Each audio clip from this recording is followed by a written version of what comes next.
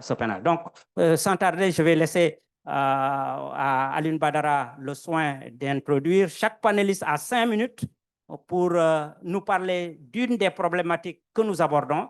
Et à l'une, nous voudrions avoir votre point de vue par rapport aux obstacles, aux contraintes qui plombent la question de l'emploi et de l'employabilité. Vous avez 5 minutes. Merci. Bonjour tous. Bonjour, chers jeunes. Je commence par saluer les jeunes. Bonjour, chers jeunes. Bonjour, monsieur le ministre, directeur exécutif de l'IPAR, Cheikh Oumar. Je salue tous les panélistes, à travers lui, tout l'IPAR, la FAO, et voilà, le ministère de la Formation, le ministère du Commerce. C'est ça. Moi, je m'en vais rapidement présenter mes excuses pour le retard. C'est dû à la coordination des jeunes participants du Sénégal. Je coordonne la participation des 1080 jeunes du Sénégal avec le ministère. C'était pour des questions pratiques. J'étais là, mais il fallait gérer certaines urgences avec le ministère. Dire que Dr H a bien campé le débat, il a commencé, et je commence par là, il a terminé par l'aspect informel du secteur de l'agriculture. On en a parlé hier ici sur les questions de politique agricole et de la transformation du système alimentaire. Beaucoup le disent, et je vais commencer par là. Les gens ont tendance à nous dire que les organisations sont nombreuses de paysans. Nos leaders ont tendance à dire que les partis politiques sont aussi nombreux et les en font avec. Mais n'entendez pas l'aspect informel du secteur en termes d'organisation paysanne. Il faut l'entendre en termes de formalisation individuelle et personnelle des entreprises agroalimentaires, surtout des jeunes. Il faut le dire, l'État est en train de faire de très, très grands efforts sur ça. Mais nous disons que le dispositif reste, en tout cas, non nivelé, non mobilisé, non mobile, parce que nous sommes majoritairement présents dans la ruralité. Et j'en ai parlé aussi avec le panel, avec l'APEX, sur les investissements, qui me disait que nous avons des véhicules mobiles. J'ai dit que vous êtes mobile 5 ans sur 5 ans. Donc la ruralité, elle est très profonde. Des jeunes ne sont même pas informés. Je vais venir sur ça, le manque d'information. Mais il va falloir qu'on ait une autocritique sur notre profil, sur nos dispositions avec nous-mêmes avant d'interroger l'État et ses dispositions. Quel effort nous sommes en train de faire, nous jeunes, pour remédier ce problème de l'emploi et de l'employabilité des jeunes? Premièrement, il faut qu'on soit formé. Je vais venir sur la formation, mais il faut qu'on le soit formalisé. Formaliser, c'est de créer des entreprises, les créer et de ne pas les mettre dans nos poches ou sous les tiroirs, mais les créer et attaquer les informations, nous informer sur les dispositifs de financement et commencer.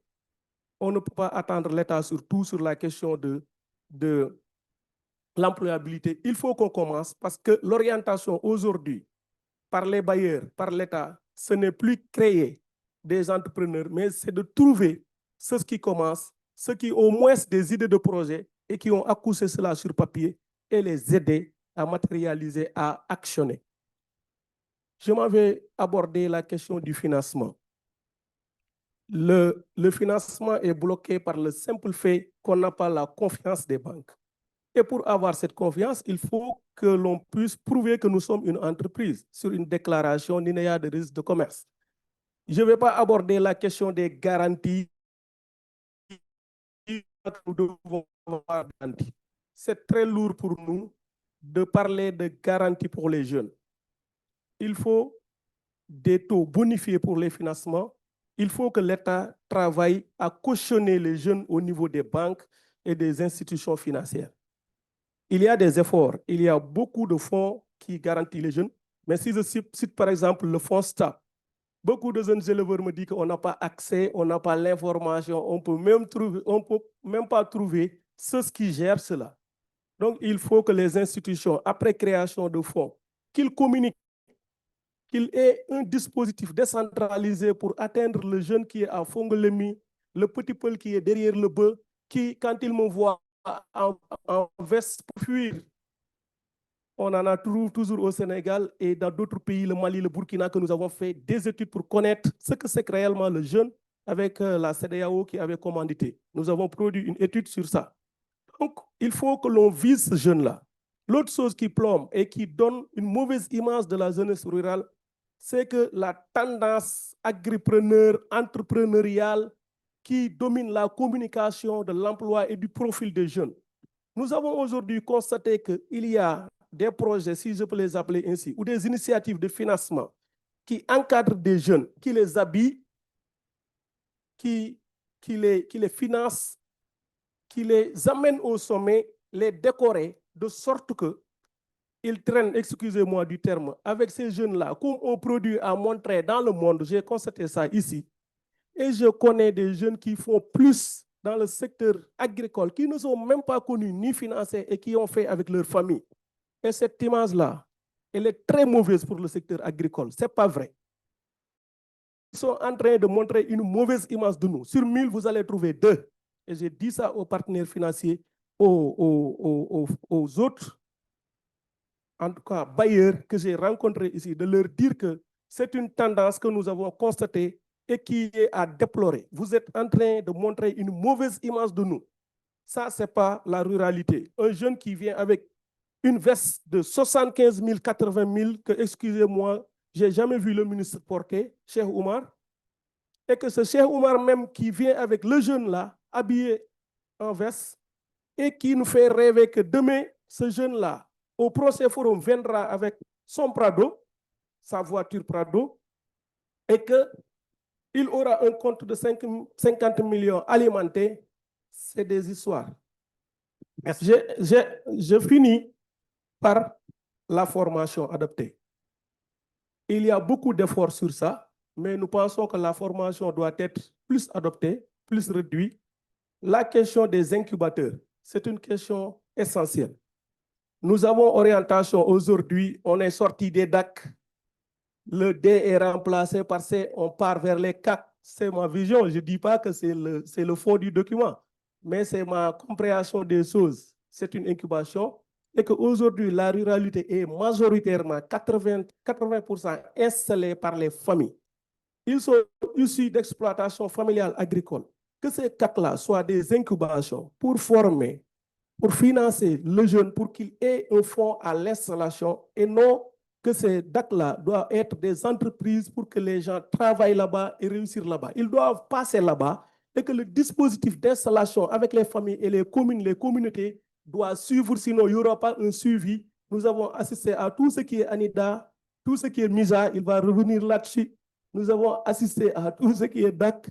Donc tout cela doit faciliter et préparer l'installation des jeunes vers leur zone de départ, d'où un retour vers une installation définitive, fin et durable. Merci. Merci. Ne m'a pas permis de... Non, vous aurez l'occasion de rebondir. Merci.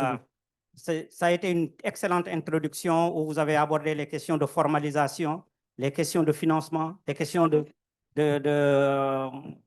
formation, mais surtout les questions d'orientation et de vision en rapport avec le jeune qu'on doit traiter en lien avec sa famille.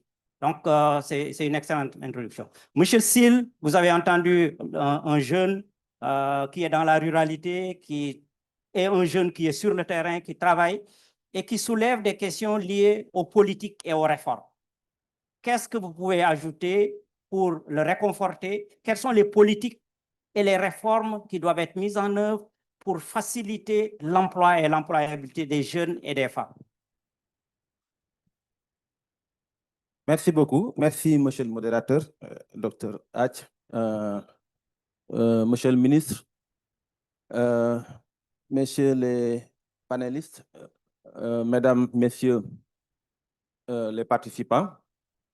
Vraiment, je me félicite de participer, d'avoir l'honneur et le privilège de participer à ce panel sur invitation de l'IPAR. Pour en venir à votre question, monsieur le modérateur, je partage en partie, pas entièrement, ce qu'il vient de dire, parce qu'en fait, notamment sur l'image des jeunes, peut-être on aura l'occasion de revenir là-dessus. Je suis bien d'accord qu'effectivement, au regard du contexte, il est vraiment urgent, je dirais même, d'entamer des réformes politiques. Vu le rôle de l'agriculture dans notre économie, puisqu'elle occupe pas moins de 60% de la population active, avec un fort potentiel en termes de création d'emplois, parce qu'un point de croissance dans l'agriculture crée 2 à 3 fois plus d'emplois que dans les autres secteurs. Ça, c'est selon une étude de la Banque mondiale. Cela veut dire qu'il y a un énorme potentiel. Mais malgré tout ça, la contribution de l'agriculture reste encore modeste, parce qu'elle ne contribue qu'à 17-18% du PIB. Cela veut dire que aussi, si on tient compte de tous ces défis qu'il vient d'évoquer pour les jeunes à la recherche d'emploi, et surtout dans le secteur agricole, qu'il est plus que nécessaire d'envisager, d'entamer des réformes. Moi, au plan politique, je les verrai sous 3 angles, ces réformes. D'abord, des réformes institutionnelles et réglementaires. Sous cet angle-là, il faudrait peut-être déjà réfléchir sur un meilleur cadre législatif. Je pense que le moment est bon. C'est une grosse opportunité d'ailleurs pour nous avec le processus de révision de la loi agro-silvopastorale, la LOASP, que de s'engouffrer dans cette brèche-là pour porter toutes les revendications que les jeunes ont aujourd'hui en termes d'amélioration de l'accès des jeunes. Je partirai de réforme foncière, l'accès au foncier. Il a dit l'accès au financement avec des mécanismes de financement appropriés, mais également l'accès aux ressources productives de manière générale. Tout ceci, c'est des réformes qu'on devrait peut-être envisager d'intégrer dans le processus de révision du cadre législatif. Dans le même sillage, toujours sous le pilier du cadre législatif et réglementaire, peut-être qu'il faudrait également songer à simplifier les procédures de formalisation et d'enregistrement. Ça aussi, parce que si on regarde le parcours entrepreneurial, quand bien même lui, il préfère mettre l'accent au-delà du caractère entrepreneurial, qu'on intègre aussi l'agriculture familiale, et je suis bien d'accord. Ça aussi, c'est un aspect à tenir en compte, mais je reviens au parcours entrepreneurial. La phase initiale, elle est cruciale. Et il est important que le jeune puisse disposer de tout l'appui nécessaire à ce stade-là pour lui faciliter l'accès aux services d'appui à la création d'entreprises. Toujours sur ce chapitre, on pourrait évoquer beaucoup de réformes, faire beaucoup de suggestions par rapport aux réformes, mais puisque le temps nous est compté, je vais en arriver au deuxième pilier, toujours sur les réformes politiques. Et si vous le permettrez, j'aborderai en 2 minutes peut-être les aspects liés à la formation. Donc, sur les réformes politiques, également favoriser. D'ailleurs, c'est peut-être là que j'aurais dû commencer. Travailler à l'amélioration du cadre institutionnel, enabling environment. Ça, c'est extrêmement important.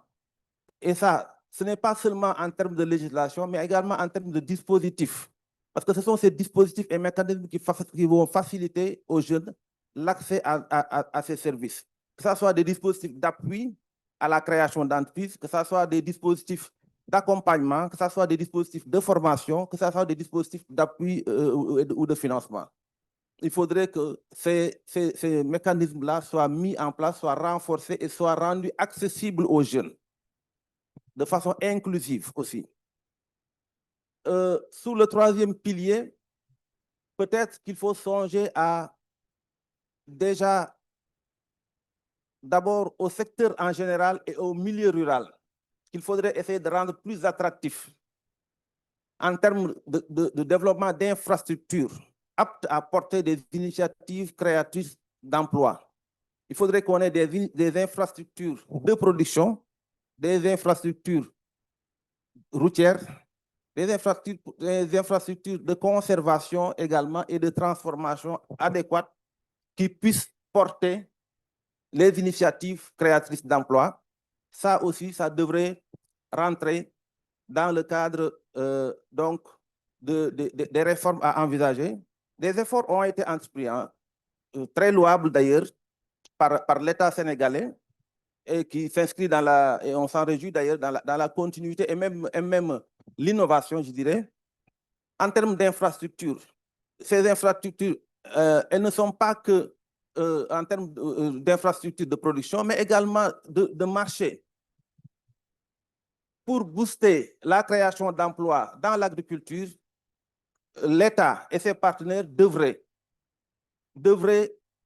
réfléchir à décentraliser tous ces dispositifs performants et pertinents mis en place au niveau de la capitale. Je pense au marché d'intérêt national. Il serait intéressant de réfléchir sur des hubs régionaux de ce type d'infrastructure capable de booster. C'est vrai, avec les agropoles, un premier pas a été fait, très important, très pertinent, mais il faudra aller beaucoup plus loin pour que, à la base, les jeunes producteurs, qu'ils soient dans le cadre familial, qu'ils soient dans le cadre entrepreneurial, puissent avoir accès à ce type d'infrastructure. Merci. Merci. Bon, Merci. On va revenir à toi tout à l'heure. D'accord. Donc, je vais revenir sur les aspects liés à la formation. Voilà, on va revenir à toi. Merci. Cette question, elle est importante, on va y revenir tout à l'heure. Merci beaucoup. Mais vous avez beaucoup parlé de cadre institutionnel, d'environnement. Les questions d'accompagnement sont assez importantes. Et il y a un représentant de l'État qui est sur les PME, parce que quand on parle des jeunes aussi, il faut un accès à la création d'entreprises. Il faut qu'ils puissent, disons, être des entrepreneurs. Et M. Baptistis va élaborer sur cette question d'accompagnement, de financement et des expériences que votre secrétariat d'État a eu à avoir et qu'est-ce que vous comptez faire pour prendre en charge ces besoins des jeunes et des femmes. Merci beaucoup, monsieur le modérateur. Je voudrais commencer par saluer mon grand frère Cheikh Omar et le féliciter pour la nouvelle mission, lui souhaitant beaucoup de réussite. Et nous espérons que les idées qu'il a eu à expérimenter seront implémentées au cœur de l'État. Ce serait très bénéfique pour la politique publique. Alors, j'ai travaillé sur une présentation depuis 2 ou 3 jours, mais je suis tenté de l'oublier et de parler d'expérience. Peut-être même de parler moins institutionnel, mais plutôt parler expérience. Parce que il nous faut avoir une approche systémique pour régler ces questions-là.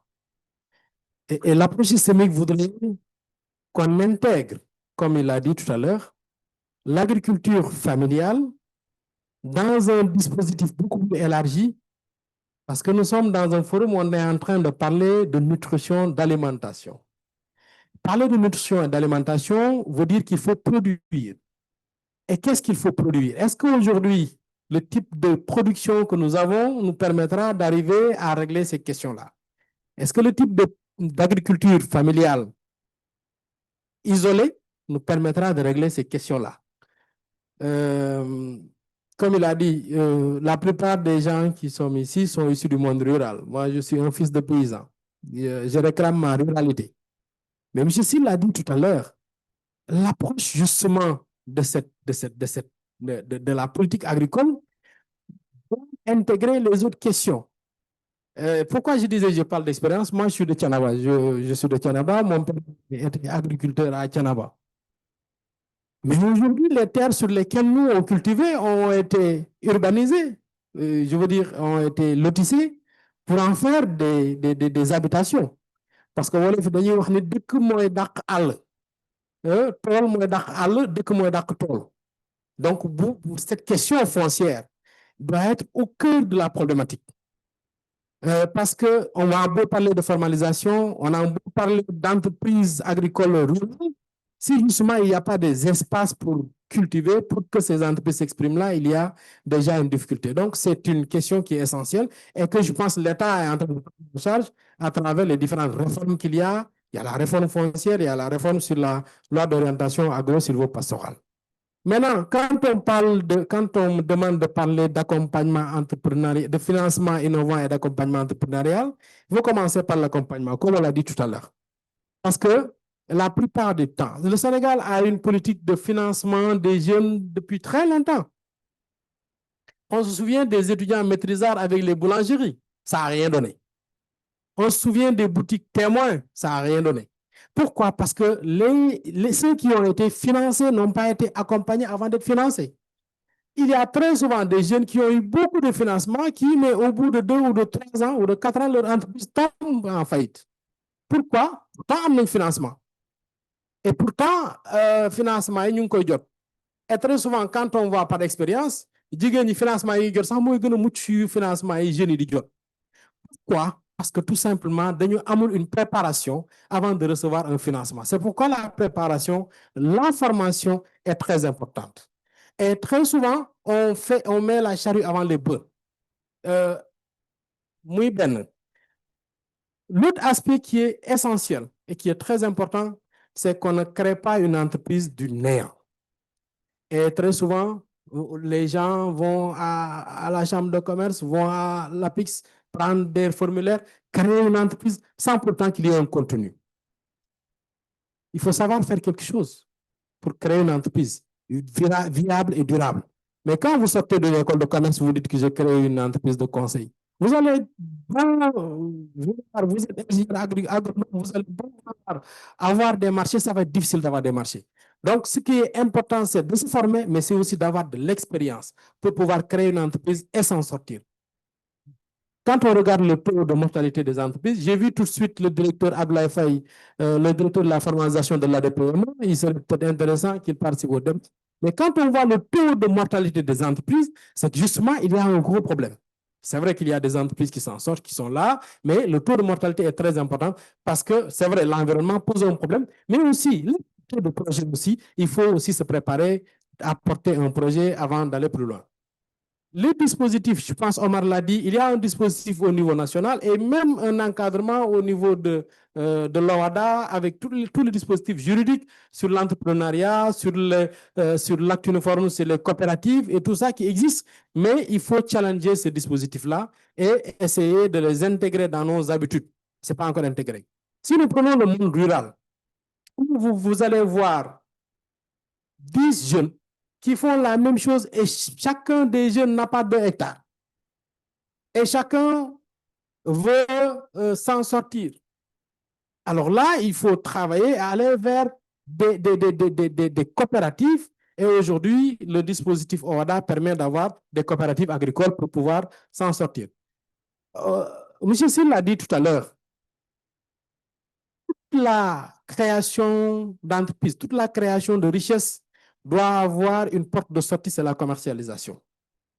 Aujourd'hui, si vous prenez une filière comme l'arachide, nous avons, puis de façon, je veux dire, chronique, une difficulté de commercialisation. Peut-être pas du produit brut, mais des produits dérivés. Aujourd'hui, le pourtour d'arachide, l'huile d'arachide raffinée déjà au niveau artisanal, il y a de grosses difficultés et il y a beaucoup de jeunes qui sont dans ce secteur-là. On a de grosses difficultés pour commercialiser ça. Cette question-là aussi, elle est importante, la question de la commercialisation. Sur le financement, le dispositif de financement, il est large. Maintenant, on se pose la question sur l'efficacité de ce dispositif de financement. Le constat a été que les banques finançaient très peu les jeunes et les PME. Ça, c'est un fait avéré. Pour des questions qui sont liées peut-être à l'informel de notre économie et de la plupart des entreprises, mais plutôt pour des questions qui sont liées à l'inadaptation des produits que les institutions financières ont par rapport aux besoins des acteurs. On constate très souvent, et il y a très peu de banques qui ont des produits qui sont adaptés soit au secteur informel ou à la PME ou à la TPI ou à la MPME de façon générale. Donc, le produit de la banque n'est pas adapté. Il y a des banques qui essaient de faire des efforts, mais il y a encore un problème déjà de taux, un problème de ressources. L'État a mis en place, pour aller à cela, un dispositif d'accompagnement, soit à travers une garantie, comme fait la CDC, ou à travers des financements directs.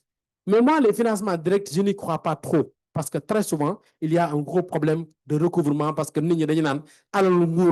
et très souvent, il y a un problème. Et s'il n'y a pas un retour, s'il n'y a pas un remboursement de ces financements, il va y avoir des problèmes parce que fonds revolving les donne, vous financez Ami, vous remboursez, souvent vous financez Ndayastu.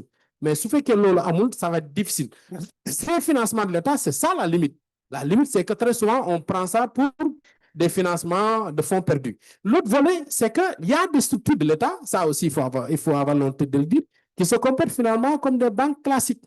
De sorte que la particularité que ces institutions-là doivent avoir ne l'ont pas parce que vous devrez respecter un certain nombre de critères bancaires qui sont liés à la réglementation bancaire au niveau communautaire. Merci. Donc, c'est des questions qui sont très importantes et on peut revenir sur la spécificité de chaque structure après au cours des débats et sur la spécificité même de l'accompagnement. Merci. Merci, Bach. Vous avez touché du doigt quelques problèmes liés à l'emploi et l'employabilité. J'aimerais inviter maintenant Madame Fanta Camara pour nous parler un peu des questions que vous avez soulevées sur les questions d'accompagnement et autres, mais aussi parler des partenariats. Et il y a quelque chose que je n'ai pas encore entendu dans le débat, c'est que le jeune ne peut pas être dans la nature. Il doit être inséré dans des chaînes de valeur. On n'a pas encore parlé de ces chaînes de valeur-là pour voir exactement comment on peut intervenir au niveau de ces chaînes de valeur pour qu'elles puissent fonctionner d'abord, accéder au marché pour que le jeune soit complètement inséré dans ça. On n'en a pas encore parlé, mais je pense qu'on aura l'occasion de faire. Donc, Fanta, vous avez la parole. Bonjour tout le monde. Et je suis déjà désolée par rapport au retard. Donc, j'avais une autre réunion qui m'a un peu retenue. Alors, je me nomme Fanta Camara, je suis présidente du Climate Linger Club, qui est la première communauté de femmes engagées pour l'action climatique en Afrique de l'Ouest. Alors, nous accompagnons techniquement, financièrement des jeunes filles et des femmes qui portent des solutions carrément climatiques, qui répondent à des défis globaux. Et la sécurité alimentaire et l'agriculture durable est une des thématiques vraiment qui nous préoccupe actuellement.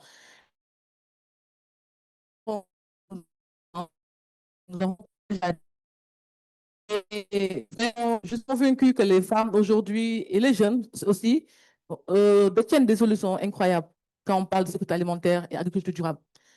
Mais comme l'a dit la plupart des panélistes, il y a ce manque d'accompagnement financier, mais aussi technique. Aussi parce que si tu donnes du financement à un jeune ou bien à une femme qui ne comprend pas encore comment manipuler le financement, comment mieux faire de sorte qu'il y ait avoir des stratégies innovantes qu'elle pourra avoir pour pouvoir mieux développer son projet. Pour moi, c'est peine perdue. Raison pour laquelle nous insistons carrément sur l'accompagnement technique.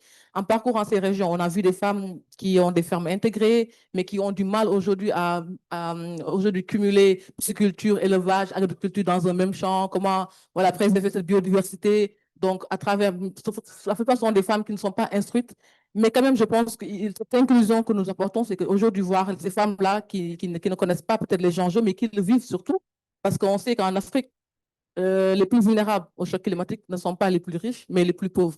Et surtout les moins instruites, qui ne sont pas à l'école, qui ne connaissent même pas ces enjeux climatiques, mais qui le vivent au quotidien. Donc, dans l'échange, je vois des femmes qui vraiment travaillent énormément, mais qui, par manque de maîtrise de ces enjeux et par manque aussi de savoir innovant, et qui peuvent leur permettre d'assurer une résilience beaucoup plus développée, il y a un frein par rapport au développement de leur projet agroalimentaire. Et nous intervenons dans ce sens. Et le partenariat est important parce que notre modèle déjà que nous avons conçu, c'est le Climate Linger Club qui a lancé le projet, mais il y a les organismes de développement comme la Banque mondiale qui appuient. le secteur privé comme Orange Sénégal. Donc, ce sont plusieurs parties prenantes. Même le ministère de l'Environnement aussi est impliqué. Il y a également les collectivités territoriales. Dans chaque région que nous avons visitée, nous avons aussi impliqué les autorités, les maires, etc., qui aussi nous permettent de mieux identifier les femmes dans les zones. Moi, je pense que ce sont des responsabilités partagées et chacun a aussi à son niveau quelque chose à apporter. Nous, notre club, voilà, nous organisons, nous essayons vraiment d'identifier ces profils-là surtout. Et il y avait la candidature qui a été lancée en ligne. Mais pour pouvoir mieux aller vers ces femmes qui en ont vraiment besoin, nous avons sillonné tout le pays sénégalais pour pouvoir aujourd'hui mieux comprendre les défis. Ces défis, je viens de les citer, et aussi de concevoir surtout des modèles d'accompagnement spécifiques. Ça aussi, c'est important parce qu'il y a beaucoup de modèles qui sont en train d'être conçus et tout, mais si on ne comprend pas justement les besoins et les préoccupations exactes carrément, on ne pourra pas peut-être répondre aux défis carrément qui sont plus urgents. Et donc, ça aussi, c'est quelque chose, vraiment, je pense qu'il faut quand même qu'on l'intègre dans tous les programmes d'accompagnement. Avant de venir et lancer un programme, essayer de faire d'abord le maillage, d'écouter surtout les bénéficiaires, de comprendre leurs besoins. C'est ce que nous avons fait comme mécanisme. Voilà, et à travers des enquêtes de terrain, à travers aussi des interviews, à travers des reportages et tout, on a essayé vraiment de comprendre là où on en est et avant de voir comment apporter des solutions. Et nous espérons bien que les solutions que nous sommes en train d'apporter aussi vont vraiment changer la donne, vont permettre à ces jeunes filles et ces femmes de mieux avancer dans le secteur et tout en aussi prendre en compte ces défis climatiques qui sont là et qui aujourd'hui aussi rendent beaucoup plus dur encore les productions, les rendements, tout est en train de vraiment de diminuer. Et il faut le savoir, moi, je ne suis pas au fin fond du Sénégal. Par exemple, à Kolda, dans les régions comme Diourbel aussi, Kaolack et tout, là où il y a vraiment l'extrême chaleur Tamba, on voit vraiment des femmes qui sont carrément des jambars, comme je peux le dire en fait. Mais par manque d'accompagnement, par manque aussi de maîtrise de beaucoup de points, par manque de voir comment aujourd'hui, s'il fait extrêmement chaud, s'il y a rareté des pluies, comment avoir des autres méthodes pour pouvoir continuer à cultiver. Ça, je pense que si on arrive à le régler, vraiment, on pourra aussi même avancer sur le côté sécurité alimentaire parce qu'elles sont là, elles sont prêtes à vraiment cultiver les terres. Et aussi, le problème, c'est un défi pour ces femmes et ces jeunes. Et ça, comme je l'ai dit tout à l'heure, il faut une collaboration multisectorielle pour avoir une réponse.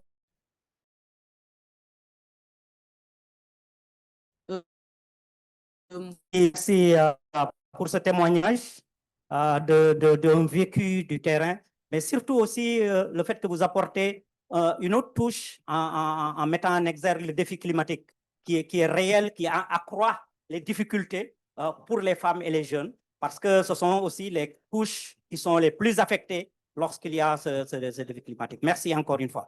Alors, on va revenir sur les questions de formation.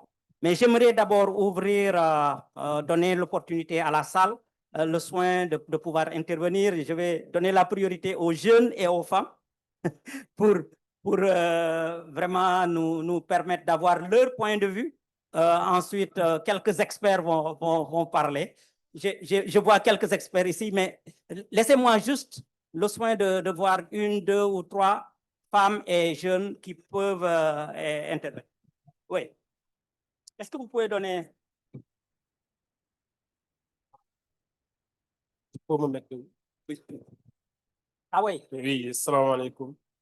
Donc, si vous me le permettez de l'expliquer en Wolof. Oui, je demandais si vous... C'est Mansour Sy, donc responsable d'un mouvement scout qu'on appelle Éclaireuse et Éclairé du Sénégal, en même temps aussi un entrepreneur. Voilà, je vais commencer là où Madame a terminé, c'est-à-dire les défis ou bien les problèmes du changement climatique. Voilà, moi-même, en tant qu'acteur du développement, j'avais écrit un projet, ci loolu laa bindee sama projet, maanaam sur des changements climatiques. Comme nous ñi xamante ni dañoo nekkee côté zone Podor. Si vous voyez, donc, on est en face donc, de la Mauritanie, de Podor, de Bakel, de Matam, de Richard-Toll, de Dagana, ainsi de suite. Nous sommes en face donc d'un pays donc, qui est donc, dans le DGA. Donc, nous ne balaa ñuy dem ci agroalimentaire balaa ñuy dem ci tool yi dañuy d'abord commencer def donc c'est-à-dire des campagnes de sensibilisation accompagné de reboisement. C'est-à-dire c'est des techniques qui day permettre l'attraction ou bien l'attirage ou bien day permettre taw bi mun a wàcc ñu mun a am maanaam ndox bi di wàcc ñu mun a am fertilité ñu mun a am maanaam humidité boobu noonu loolu moo ñuy permettre jigéen ñi ak jeunes yi jigéen que ça soit jigéen wala góor suñu demee incha allah ci tool yi ñu mun a bay am bay bu baax sinon loolu su amul su fekkee am na ndox su manqué. foofu mu def beneen conférence. donc su fekkee am nga question nga posé ko soo amul question parce que am nga déjà 1 minute et demie te duñu mënoo passer 2 minutes. Merci beaucoup. Vous n'avez pas pris de question, mais ma question vous m'avez là. Nous sommes des petits entrepreneurs, on vient de commencer. Naka ngeen ñu mëne accompagner. Merci. Merci. Un autre jeune. Voilà.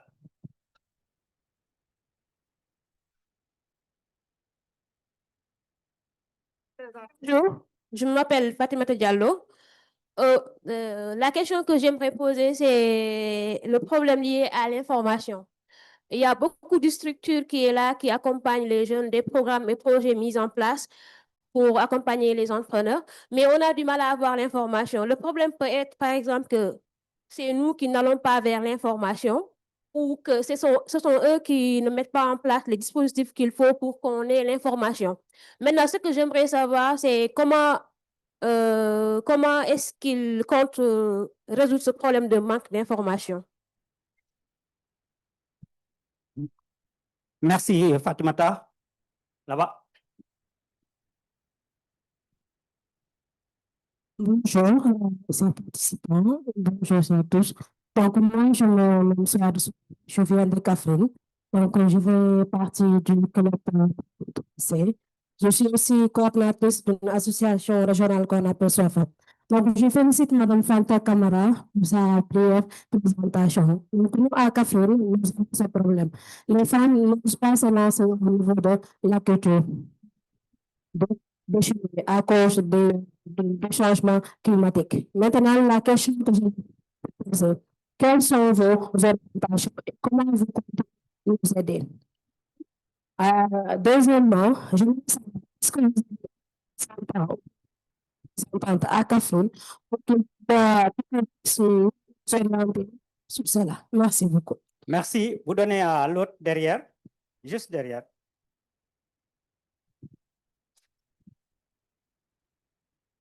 Bonjour.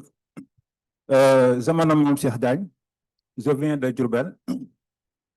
Alors, je voulais parler d'abord des problèmes d'information, manque d'information. Mais comme ils l'ont déjà souligné, je ne vais pas y revenir. Mais il y a un autre problème également par rapport à ces financements et formations que j'ai vu moi-même. Par exemple, nous avions assisté à une formation sur la transformation des céréales à Diourbel. Il y avait 20 jeunes qui ont été, non, c'était 30 jeunes pendant 2 jours. Après la formation, jusqu'à présent où je vous parle, il n'y a aucun accompagnement qui a été fait à l'endroit de ces jeunes-là.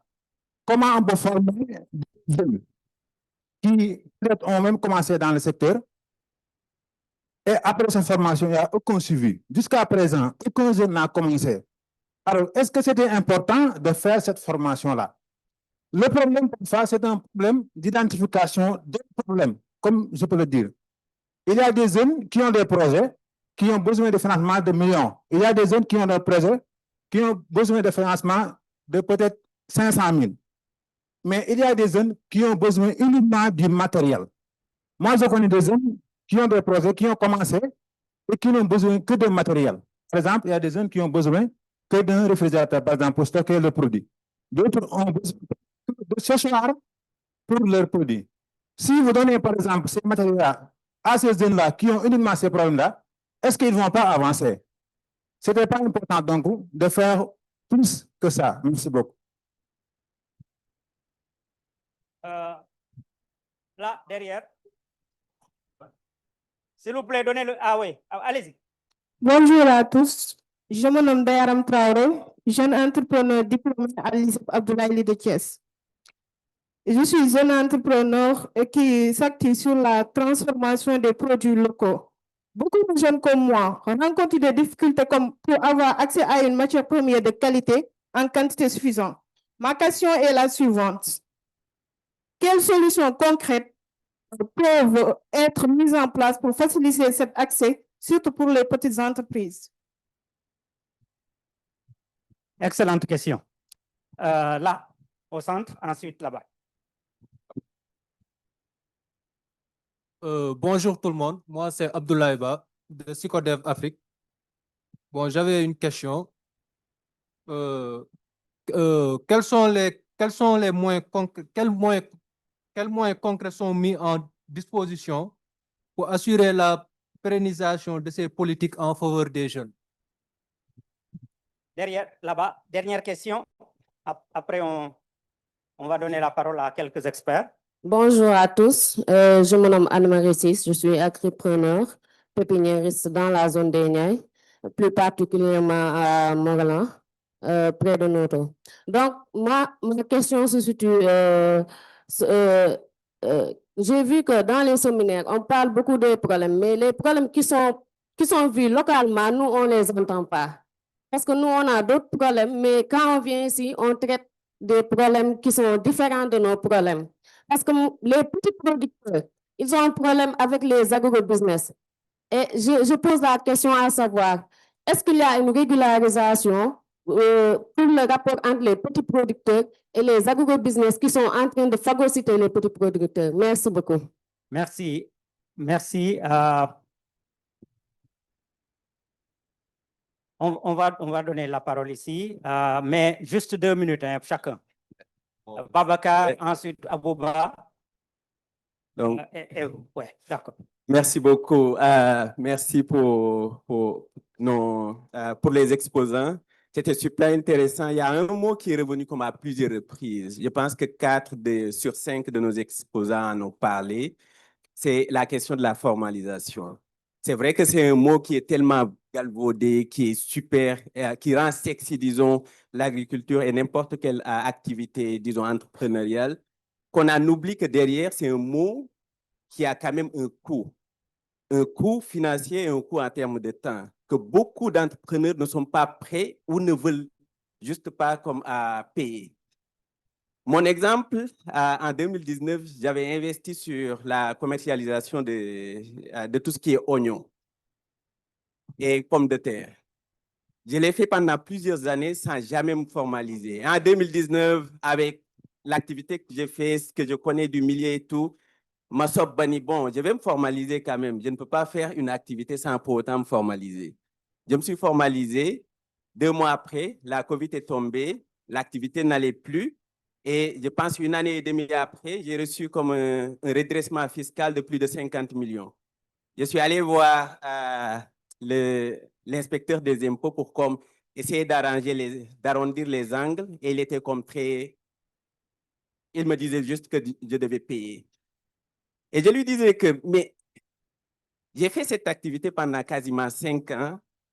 J'ai gagné très bien ma vie sur ça, sans pour autant, sans avoir besoin de me formaliser. Et je pouvais le continuer sans me formaliser. Aujourd'hui, la formalisation peut me pousser à arrêter mon activité. Et il y a beaucoup de jeunes entrepreneurs agricoles qui peuvent être confrontés à ça. Donc aujourd'hui, ma question qui s'adresse à vous tous, c'est est-ce que la formalisation est une nécessité pour l'insertion des jeunes en agriculture? Est-ce qu'il faut forcément formaliser les jeunes? Est-ce que c'est à l'activité agricole de s'aligner à cette question plus administrative ou cela devrait être le contraire? Merci Babacar. Abouba. Merci beaucoup, M. Hadj. Je vais juste abonder un peu sur ce qu'il a dit. Très court. Parce que c'est le même exemple. Hein. Là, j'ai les impôts sur le dos pour avoir investi, parce que je voulais être un bon citoyen pour la formalisation. Et là, j'ai fermé, j'ai mis 3 personnes au chômage. Ça veut dire qu'on peut faire des choses, mais il faut que la fiscalité derrière soit harmonisée avec les réalités sur place. Moi, je vais juste aborder par rapport à l'entrepreneuriat. Ici, le plus grand problème des jeunes, c'est qu'il n'y a pas la culture de l'entrepreneuriat. Et quand je dis la culture de l'entrepreneuriat, ce n'est pas seulement savoir comment investir, comment placer, mais derrière, le plus important, c'est l'élément, l'éducation financière. parce qu'il y a beaucoup de jeunes qui ont des entreprises qui, à la limite, ils gagnent bien leur vie, mais ils mélangent la poche de l'entreprise et la poche individuelle. Et ça fait que ton entreprise n'est pas viable. Quand tu as une valeur ajoutée, au lieu d'investir dans développer ton entreprise, tu vas prendre une deuxième femme. Exemple, c'est les priorités et l'éducation financière. Merci, on a compris. Merci. Là. Bonjour tout le monde. Mangi nuyu les panélistes. De rafetlu vraiment leur prestation. Je vais me présenter, c'est Abdou Khadr Ba. Je suis ingénieur agricole spécialité agrobusiness et je travaille à la SAED, une structure qui se trouve au nord La du minute Sénégal. est passée, hein? Oui. Je vais revenir sur le sujet. L'employabilité des jeunes dans le secteur agricole. Le conseil que je vais donner aux jeunes qui sont ici présents, quand on parle d'employabilité et d'emploi dans le secteur agricole, c'est qui il faudrait se poser la question, quel service ou quel produit nous pouvons proposer à notre communauté. Si on veut créer une entreprise, parce qu'une entreprise a un besoin, pour faire un problème. Voilà. Donc, si on crée des entreprises sans pour autant savoir le problème à régler, notre entreprise est vouée à l'échec. Merci. Merci. Merci. Alors, nous sommes rattrapés par le temps, malheureusement.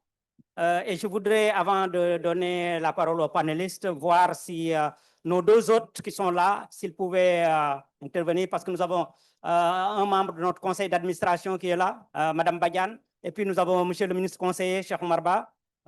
Donc, leur donner la parole, 1 minute, pour dire quelque chose. Merci, docteur. Je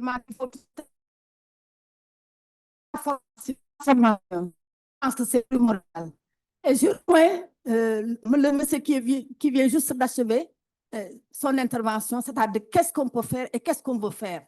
Parce qu'on ne se forme pas pour se former, mais il faut qu'on sache où est-ce qu'on va aller et qu'est-ce qu'on veut faire d'abord, avant de demander un appui. Et puis, il faut qu'on forme les gens aussi à mettre en place un business plan, parce que ça, c'est important. Je pense que je ne vais pas monopoliser la parole. Merci beaucoup, parce qu'on est rattrapé par le temps. Oui, bon, juste vous féliciter et remercier toutes et tous ceux qui sont là. Mais moi, je dirais juste un mot en disant que je suis de l'autre côté, c'est vrai, c'est Madame Lortal qui est maintenant la directrice de IPAR et je suis content d'avoir contribué à la préparation de ce panel. C'est pourquoi j'ai tenu à être là aussi par solidarité.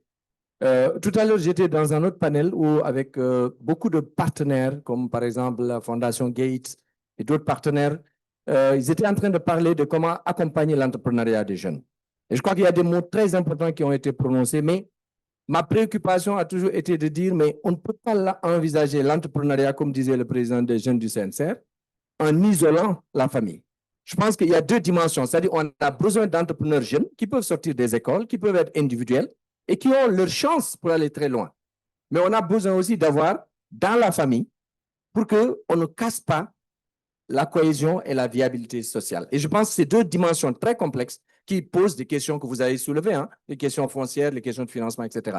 Donc, j'ai parlé plus en mon nom en tant qu'ancien ou ex-chercheur et ancien directeur exécutif de l'IPAR et je souhaite que Laure soit très loin dans cette... Merci beaucoup. Malheureusement, Laure n'aura pas la parole.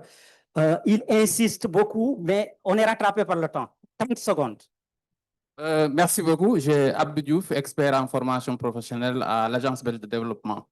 En fait, ce qui m'a poussé à intervenir, c'est deux aspects. Il y a deux éléments importants qu'il faut annexer. Le cadre institutionnel qu'on a évoqué, je pense qu'il y a une loi d'orientation de la formation professionnelle, mais l'approche formation professionnelle doit être repensée. On ne peut pas développer l'emploi et l'employabilité chez les jeunes sans articuler l'investissement agricole, les opportunités agricoles et le profilage des compétences, métiers, emplois qui sont là. Et l'élément important, c'est que le support de la production agricole, le foncier, aujourd'hui, on a une sorte d'engloutissement de tout ce qui est espace agricole, l'expert l'a dit, qu'il faut également repenser. Et donc, l'agriculture urbaine également doit être repensée, mais surtout, la question de l'articulation de notre système de formation professionnelle de manière globale, elle reste beaucoup à repenser. Et nous pensons que dans l'appui au secteur privé, c'est là où il faut développer les choses pour que l'entrepreneuriat puisse tirer l'emploi salarié. Absolument. Cette question-là, il est difficile de régler la question de l'emploi et de l'employabilité. Merci. Merci. Juste une seconde. Ce sera juste une contribution. Ouais. J'ai observé, j'ai entendu des questions concrètes de la part des jeunes et j'ai entendu beaucoup de jargon de la part des techniciens. Et donc, je suis consultante en communication. Je voudrais faire une suggestion. Je pense qu'aujourd'hui, vous avez du mal à vous comprendre. Ils veulent qu'on les pointe du doigt où ils doivent aller et vous êtes en train de rentrer dans des schémas très intéressants, mais dont ils n'ont pas forcément besoin tout de suite.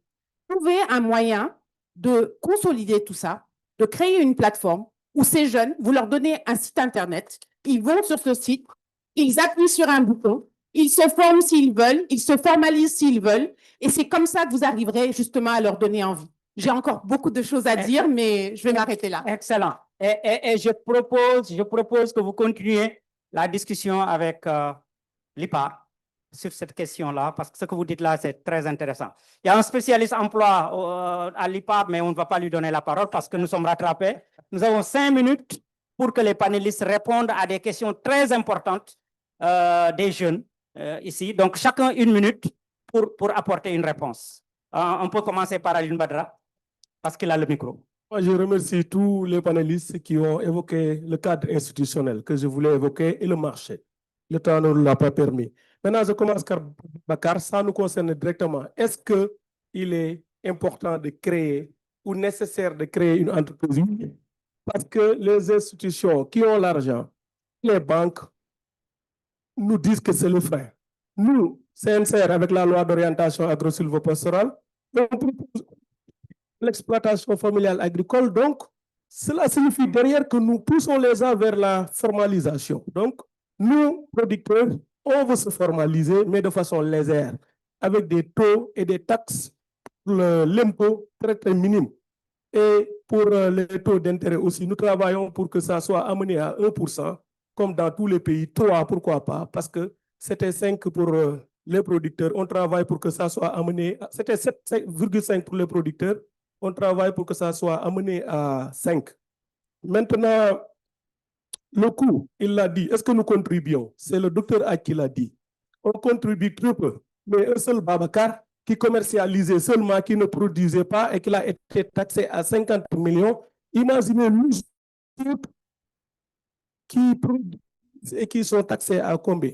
Et les agrobusiness, ils sont taxés à combien? Bien que d'autres ont dit que nous avons un problème avec les agrobusiness, nous avons juste intelligemment l'évoqué autrement. Tout ne se dit pas cru dans un plateau. Merci. Nous l'avons introduit autrement. Merci beaucoup. Allez-y, Fanta. Oui, je vais répondre rapidement à la question, j'ai oublié le nom, par rapport au manque d'informations. Et je pense que vraiment, nous travaillons dans ce sens. Clairement, le fait vraiment de sillonner déjà tous les pays sénégalais, c'est d'aller à la rencontre de ces femmes qui ne sont pas connectées, qui ne sont pas peut-être sur les réseaux, mais qui aussi font de belles choses et qui méritent d'être accompagnées. Rien qu'à Dakar, on a reçu plus de 80 jeunes filles qui ont postulé. Donc, ça montre qu'il y en a quand même qui sont au courant et qui postulent et qui viennent et tout. L'autre conseil que j'aimerais donner, c'est qu'il faut quand même que les jeunes soient proactifs. Il ne faut pas rester chez soi et attendre l'information, ça ne va jamais arriver.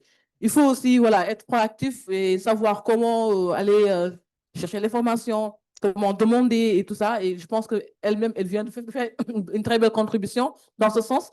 Il serait important d'avoir un site où on met les informations. Je suis vraiment parfaitement d'accord. Mais aussi, il faut que les jeunes cessent d'être vraiment paresseux. C'est ça le mot qu'il faut en fait. Parce que vous ne pouvez pas vouloir avancer, faire de belles choses et tout, sans se lever et aller à la recherche d'informations. Merci. Je pense qu'on a assez de... Et il y a un autre problème, une autre question par rapport à Kaffrine. On a aussi fait Kaffrine. Oui, on a aussi fait Kaffrine. On a rencontré des femmes dans des champs. On est parti même dans des maisons où il y a des juillet qui travaillent, qui font des transformations, etc. Et ce sont souvent des femmes qui ne sont pas instruites et qui ne sont même pas sur les réseaux, mais qui sont aujourd'hui écoutées. On est parti là-bas, on a pris en compte leurs préoccupations. Nous sommes en train d'affiner les programmes d'accompagnement pour vraiment répondre à leurs besoins.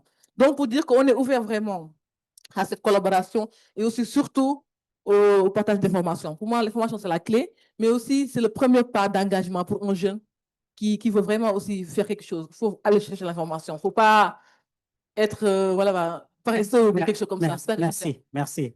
Bachi. Merci. Je renforce ce qu'elle a dit. Il y a beaucoup de structures de l'État qui sont là, qui ont des sites, qui ont des bureaux, qui ont des espaces. Il faut aller vers l'information. L'information ne viendra jamais vers nous.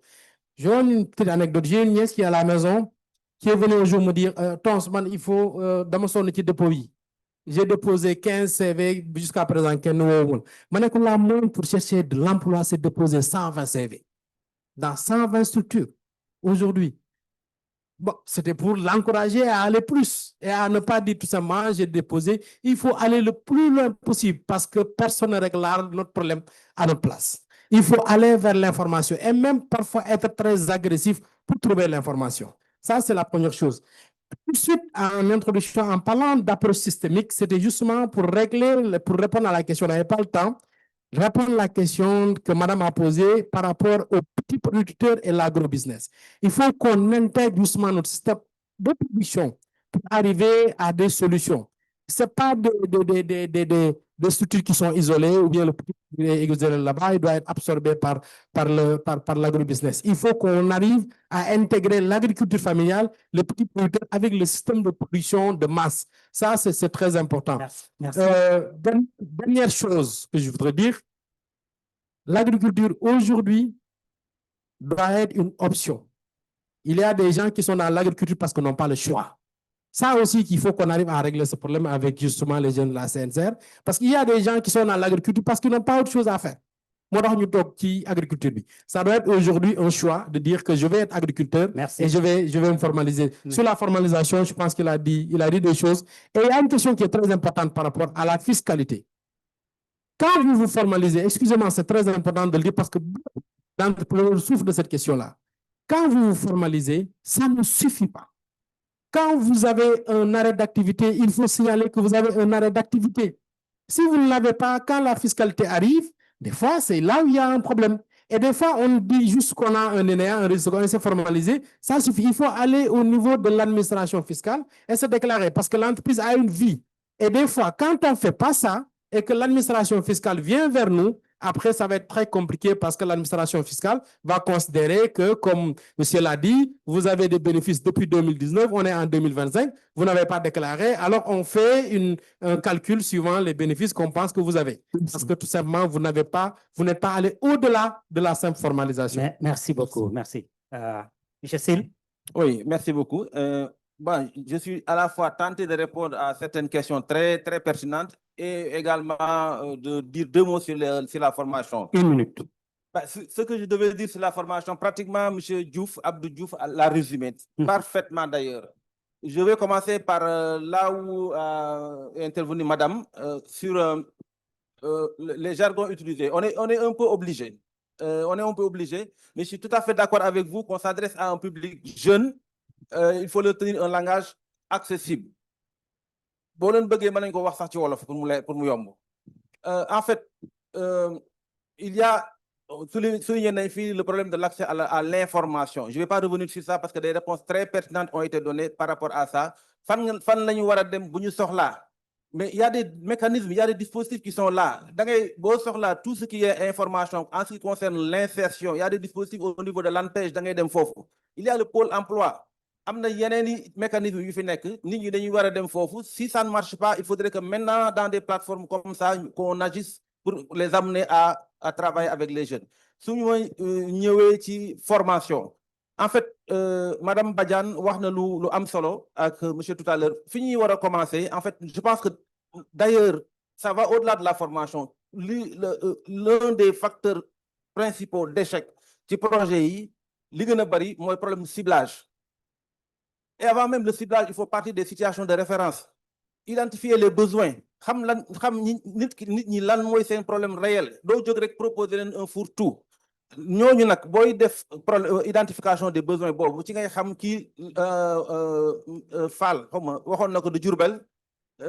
qui sort le réfrigérateur pour accélérer l'activité. Nous avons former, identifier les besoins que tu vas adresser de manière concrète. Si tu as fait profilage, tu as aussi niveau B.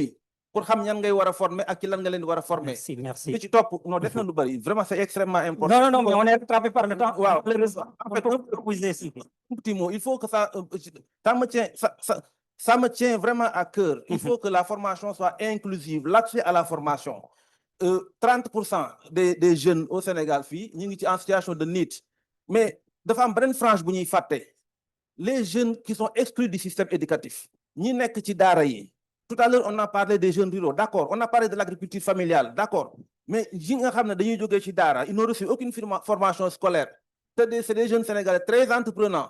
Qu'est-ce qu'on prévoit pour eux? Il faut une formation adaptée par rapport à leur profil, par rapport aux différents profils. Dernier point, il faut harmoniser les formations. Il faut vraiment harmoniser. C'est-à-dire que dans les 10 partenaires, pour un programme de formation en entrepreneuriat, celui-ci se forme en 5 jours, qui en 2 semaines, qui en 3 mois, qui en 6 mois. Il faut harmoniser encore une fois. Merci, merci, Et monsieur il faut Simon. aussi travailler sur les contenus, harmoniser les contenus. Ouais, merci, Bon. merci, merci. Je suis vraiment désolé parce qu'on est rattrapé par le temps. La salle a parlé. Ils et elles ont évoqué des problèmes sérieux d'information. Je crois que c'est facile de leur dire, allez-y vers l'information. Il faudra qu'on réfléchisse à avoir des mécanismes qui permettent aux jeunes d'accéder à l'information. Ça, c'est très sérieux. Et la digitalisation permet aujourd'hui de régler ce type de problèmes. Donc, sérieusement, cette question, on doit la prendre en charge. Quelqu'un a parlé de l'accès aux matières premières. Ça, c'est des questions de chaîne de valeur. Il faut que les chaînes de valeur soient prises en charge pour que les jeunes puissent s'insérer. Quelqu'un a parlé de régulation. Petits producteurs, agrobusiness, c'est des questions que l'État doit prendre en charge. Fiscalité, là aussi, il faut que la fiscalité soit adaptée. La fiscalité soit une fiscalité de développement, qu'on prenne en charge les jeunes en sachant qu'ils viennent d'arriver et que ce qu'on fait pour les gros entrepreneurs, on doit le faire pour les jeunes, pour qu'ils puissent se développer. Donc, la réflexion doit aller dans ce sens-là. Et enfin, il a parlé de formation adaptée, mais je dirais aussi intervention adaptée. C'est-à-dire qu'il faut que les gens ne travaillent pas en silo, qu'on harmonise ces interventions. Et on ne peut pas épuiser ce débat-là. Je vous remercie très sincèrement pour vos apports, pour vos interventions. Et un grand applaudissement aux panélistes qui ont été à la hauteur et qui nous ont fait. Merci encore une fois à l'IPAR de nous avoir offert cette opportunité-là. Chérif. Je peux parler maintenant.